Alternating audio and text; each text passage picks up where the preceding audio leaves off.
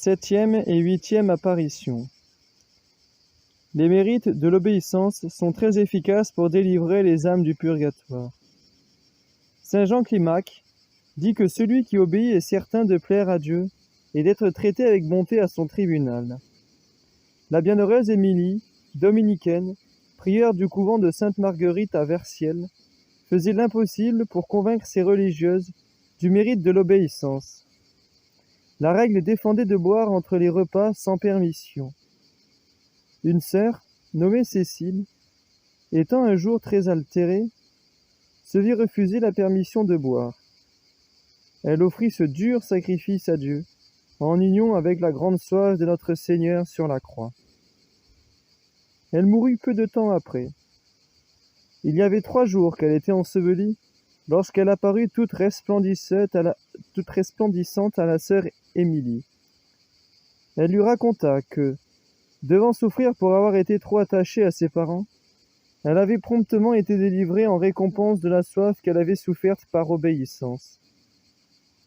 À mon 3e jour de purgatoire, dit-elle, mon ange gardien est venu verser sur les flammes le peu d'eau dont je m'étais privée et les a complètement éteintes, pour me conduire en paradis avec lui.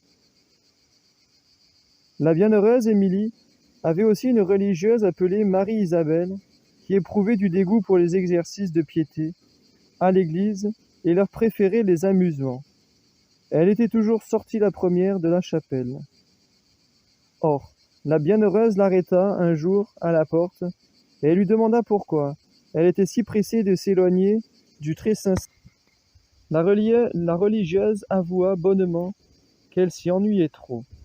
« C'est très bien, lui dit la prieure, mais si vous n'êtes pas capable de demeurer commodément assise, à chanter l'office divin, comment ferez-vous pour rester dans les tourments du feu du purgatoire? Pour vous éviter cette terrible punition de l'autre vie, je vous ordonne de ne sortir de l'église que la dernière. » La sœur se soumit avec grande simplicité. Dieu bénit cette obéissance en lui ôtant le dégoût et l'ennui dont elle se plaignait. Elle éprouvera au contraire une grande joie à prier et à rester à l'église après toutes les autres. Ce n'est pas tout. Elle obtint encore, à cause de cette obéissance, que toutes les heures, ainsi passées à prier dans la chapelle, seraient diminuées sur la durée de son purgatoire.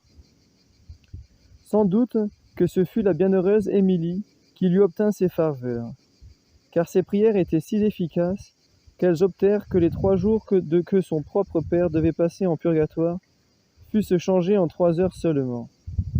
Ne craignons point de prier longuement devant le Saint-Sacrement, surtout puisque ces moments sont beaucoup plus précieux de notre vie et qui nous seront très richement payés au purgatoire comme au ciel.